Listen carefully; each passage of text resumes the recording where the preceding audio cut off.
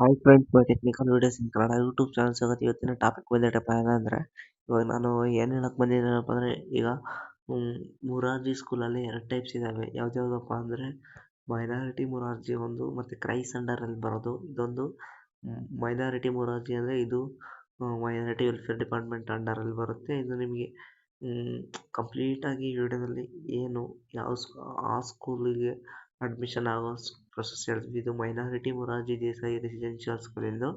ಇಂದಿನ ವಿಡಿಯೋದಲ್ಲಿ ನಾವು ಯಾವ ಟಾಪಿಕ್ ಮಾತಾಡಿದ್ದೀವಪ್ಪ ಅಂದರೆ, ಮೊರಾರ್ಜಿ ದೇಸಾಯಿ ವಸತಿ ಶಾಲೆ ಕ್ರೈಸ್ ಡಿಪಾರ್ಟ್ಮೆಂಟಿಂದ ಏನು ಈಗ ಆಲ್ರೆಡಿ ಅಪ್ಲೈ ಮಾಡಿದಿರಲ್ಲ, ಅವಕ್ಕೆ ಯಾವ ರೀತಿ ಯಾವ ಸಿಲೆಬಸ್ ಏನನ್ನೋದನ್ನ ನಾವು ಆಲ್ರೆಡಿ ನಿನ್ನೆ ವಿಡಿಯೋದಲ್ಲಿ ಹೇಳಿದ್ದೀವಿ.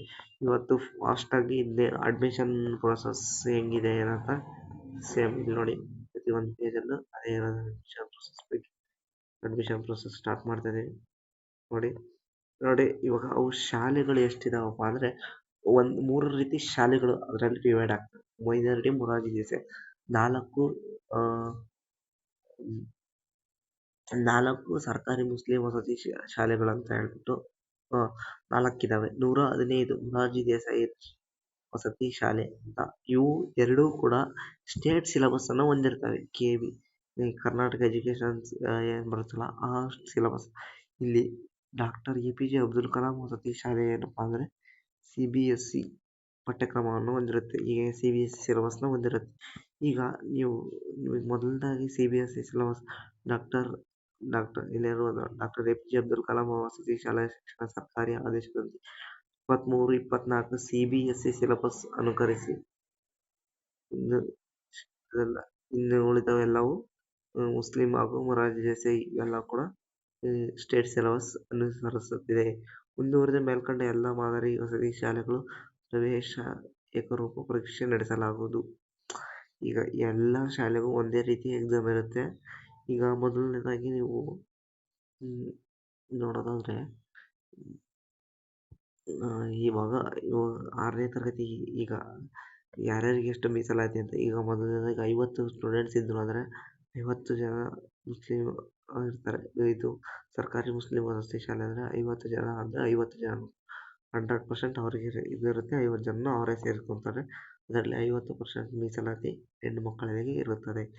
ಇಲ್ಲಿ ಅಲ್ಪಸಂಖ್ಯಾತರ ಮೊರಾರ್ಜಿ ಮತ್ತು ಡಾಕ್ಟರ್ APJ ಅಬ್ದುಲ್ ಕಲಾಂ ಅಂತ ಬಂದರೆ ಅದು 50 ಇದ್ದರೆ ಅದರ 38 ಹುಡುಗರಿಗೆ ಅಲ್ಪಸಂಖ್ಯಾತರು ಈಗ ಅದರಲ್ಲಿ ಏನು ಬರ್ತಾರೋ ಆ ವರ್ಗದವರಿಗೆ ಇನ್ನುಳಿದ 12 ಸೀಟ್ಗಳು ಏನು ಬರ್ತದಲ್ಲ, ಈಗ ಅವನ್ನ ಉಳಿದ ವಿದ್ಯಾರ್ಥಿಗಳಿಗೆ ಕೊಡಲಾಗುತ್ತದೆ. 50% ಮೀಸಲಾತಿ ಹೆಣ್ಣು ಮಕ್ಕಳಿಗೆ 50% ಮೀಸಲಾತಿ ಇರುತ್ತದೆ. ಈಗ ನೋಡಬಹುದು ಈ PDF ನೀವು ಒಮ್ಮೆ ನೋಡಿ ಅಪ್ಲೈ ಮಾಡಿದ್ರು ಚೆನ್ನಾಗಿರ್ತದೆ. ಇದಿಷ್ಟೇ ಸಿಲೆಬಸ್. ಏನಪ್ಪ ಅಂದರೆ ಸಿಲೆಬಸ್ 4th ಮತ್ತು 5th ಸಿಲೆಬಸ್ಸೇ. ಇದು ಆನ್ಲೈನ್ ಪ್ರೋಸೆಸ್.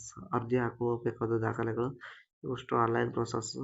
ನೋಡಿ, ಇದು ಯಾವುದರಲ್ಲಿ ಅಂದರೆ ಸೇವಾ ಸಿಂಧು ಪೋರ್ಟಲ್ನಲ್ಲಿ ಅರ್ಜಿ ಸಲ್ಲಿಸಬೇಕಾಗುತ್ತದೆ. ಅಭ್ಯರ್ಥಿಗಳು ಅರ್ಜಿ ಸಲ್ಲಿಸಿ ಅರ್ಹತೆಗಳು ಅವರು 11ರಿಂದ 13 ವರ್ಷ ವಯೋಮಿತಿ ಹೊಂದಿರಬೇಕು. ಕನ್ನಡರಾಗಿರಬೇಕು.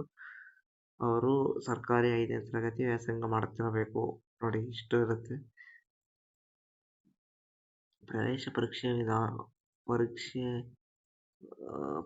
ಪರೀಕ್ಷೆ ಬಯಸುವ ವಿದ್ಯಾರ್ಥಿಗಳು ಈಗ 100 ಅಂಕದ ಪ್ರಶ್ನೆ ಇರುತ್ತದೆ. 20 ಕನ್ನಡ, 20 ಇಂಗ್ಲಿಷ್, 20 ಗಣಿತ, 20 ಸಮಾಜ ವಿಜ್ಞಾನ, 20 ಪರಿಸರ ಅಧ್ಯಯನ ಅಥವಾ ಸಾಮಾನ್ಯ ವಿಜ್ಞಾನದಿಂದ ಕೇಳಲಾಗುತ್ತದೆ.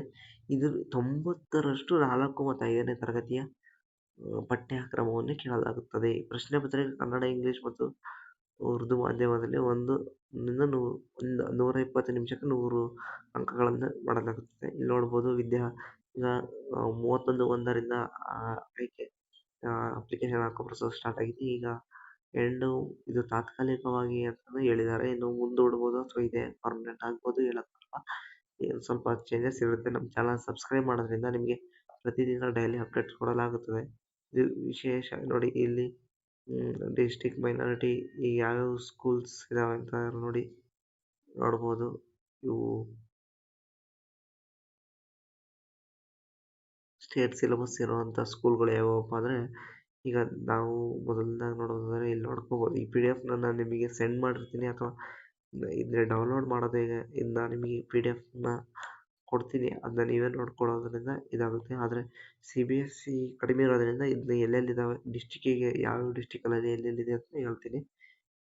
ಬೆಂಗಳೂರಲ್ಲಿದೆ, ಮತ್ತು ಬೆಂಗಳೂರು ರೂರಲ್ಲಿದೆ, ಮತ್ತು ದಾವಣಗೆರೆಯಲ್ಲಿ ಕೂಡ ಇದೆ, ಹರಿಹರದಲ್ಲಿದೆ. ದಾವಣಗೆರೆಯಲ್ಲಿ ಹರಿಹರ APJ ಅಬ್ದುಲ್ ಕಲಾಂ ಕೊಂಡಜ್ಜಿ ಇದು CBSE ಆಗಿದೆ.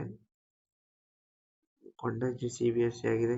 ಇಲ್ಲಿ ಪ್ರಿನ್ಸಿಪಾಲ್ ನಂಬರ್ ಕೂಡ ಕೊಟ್ಟಿದ್ದಾರೆ. ನಿಮ್ಗೆ ಯಾವುದೇ ಡೌಟ್ ಇದ್ದರೂ ಅವ್ರನ್ನ ಕೇಳ್ಬೋದಾಗಿರುತ್ತದೆ. ಪ್ರತಿಯೊಂದರಲ್ಲೂ ಕೊಟ್ಟಿದ್ದಾರೆ ಇಲ್ಲಿ. ಈ PDF ನಿಮಗೆ ಸೆಂಡ್ ಮಾಡ್ತೀನಿ. ಈ ವಿಡಿಯೋ ಇಷ್ಟ ಆದರೆ ಲೈಕ್ ಮಾಡಿ, ಶೇರ್ ಮಾಡಿ. ಈ ಥರದ ಮುಂದಿನ ಅಪ್ಡೇಟ್ಸ್ಗಾಗಿ ನಮ್ಮ ಚಾನಲ್ ಸಬ್ಸ್ಕ್ರೈಬ್ ಮಾಡಿ.